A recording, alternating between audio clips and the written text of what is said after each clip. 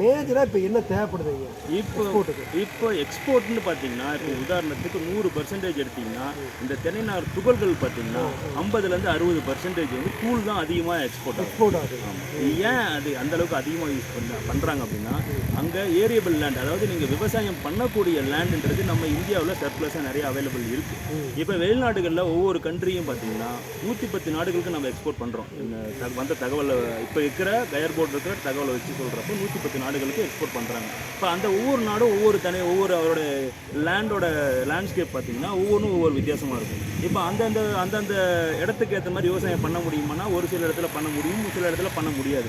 அப்போ விவசாயம் பண்ண முடியாமல் நிலத்தில் இருக்கிறவங்களுக்கு அவங்களுக்கு சஸ்டெயினபுளாக அவங்களுக்கு தேவையான அவங்களுக்கு உணவுப் பொருட்களை உற்பத்தி பண்ணுறதுக்கு என்ன பண்ணணும், அவங்க வந்து ஒரு வெர்டிக்கல் ஃபார்மிங் ஆர் வந்து ஒரு சிஸ்டமைஸ்டு ஃபார்மிங், ப்ரிசைஸ் ஃபார்மிங், அந்த மாதிரி அவங்க வந்து ஒரு ஹைட்ரோபானிக்ஸ் இந்த மாதிரி சிஸ்டம் ஒன்று வந்து இன்வென்ட் பண்ணி பண்ணுறாங்க. இப்போ இது எல்லாத்துக்குமே பார்த்தீங்கன்னா அந்த கயர்பித்துன்றது அடிப்படை. ஆமாம். இப்போ இந்த கயர்பித்து தான் அதிகமாக போகும். அதுக்கு அடுத்தது பார்த்தீங்கன்னா நாரை வந்து என்ன பண்ணுறாங்க, மேட்ரஸ் பண்ணுறாங்க.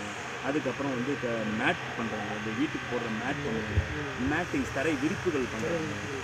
அதுக்கப்புறம் வந்து பார்த்தீங்கன்னா லான்க்கு வந்து காயர் ரோல் அந்த நீங்கள் அதை பார்த்தீங்கன்னா அது பண்ணலாம்.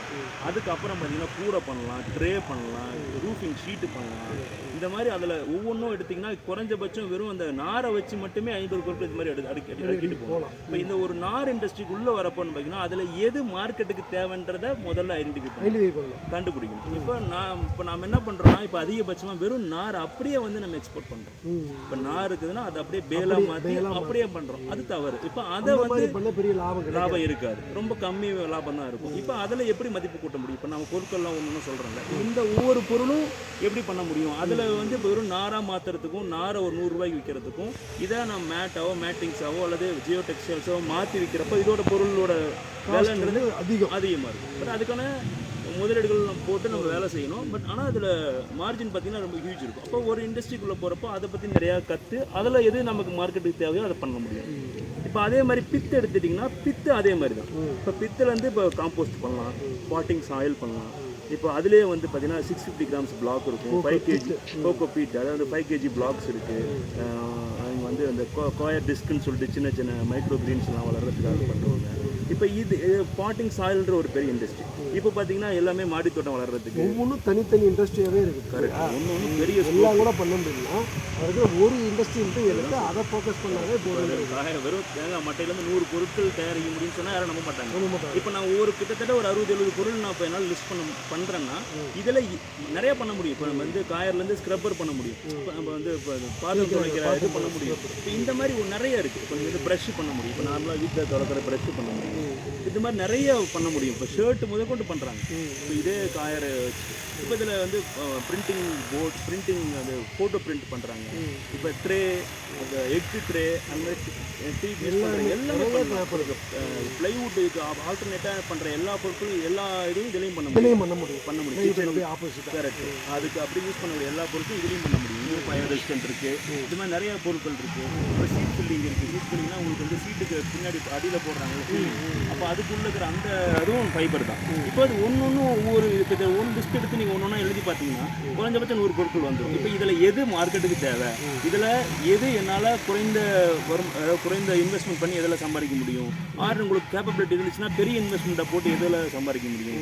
ஒரு குழுக்களாக சேர்ந்து அது அந்த மாதிரி அது கவர்மெண்ட் நிறைய ஸ்கீம்ஸ் வச்சுருக்காங்க. இப்போ குழுக்களாக சேர்ந்து அதுக்கு ஒரு ஸ்கீம் இருக்குது, தனியாக பண்ணுறதுனா அதுக்கு ஒரு ஸ்கீம் இருக்குது, லேடிஸ் ஆரம்பித்தாங்கன்னா அதுக்கு ஒரு தனி ஸ்கீம் இருக்குது, மகளிர் சுய குழுக்கள்னா அதுக்கு ஒரு தனி ஸ்கீம் இருக்குது. இதில் கவர்மெண்ட்டே நிறைய சிஸ்டம் வச்சுருக்காங்க. அதாவது பார்த்தீங்கன்னா இது காயர் போர்டுன்னு தான் சென்ட்ரல் கவர்மெண்ட்டோட ஒரு ஆர்கனைசேஷன். இதில் வந்து தமிழ்நாட்டில் 2 ஆஃபீஸ் இருக்குது. ஒன்று வந்து பொள்ளாச்சியில், 2 ஆஃபீஸ் வந்து பொள்ளாச்சி.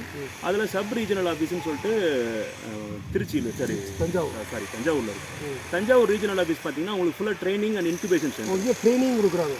ஃபுல் ட்ரைனிங் இங்கே இருக்குது. அங்கேயே தங்கியே நீங்கள் படிக்கலாம். தங்குறதுக்கான லேடிஸ்க்கு தங்குறதுக்கான வசதி அங்கே பண்ணுறாங்க. ஸ்டைஃபண்ட் கொடுக்குறாங்க. அதாவது நீங்கள் ஊக்கத்தொகையோடு சேர்த்து உங்களால் வந்து அதை ட்ரைனிங் கற்றுக்க முடியும். அதுக்கான சார்ஜும் ரொம்ப கம்மி தான். ஸோ இப்போ நீங்கள் 6 மாதம் 1 வருஷம் ட்ரைனிங் எடுத்திங்கன்னா அது எப்படி நீங்கள் பண்ண முடியுன்றதை கற்றுக்க முடியும்.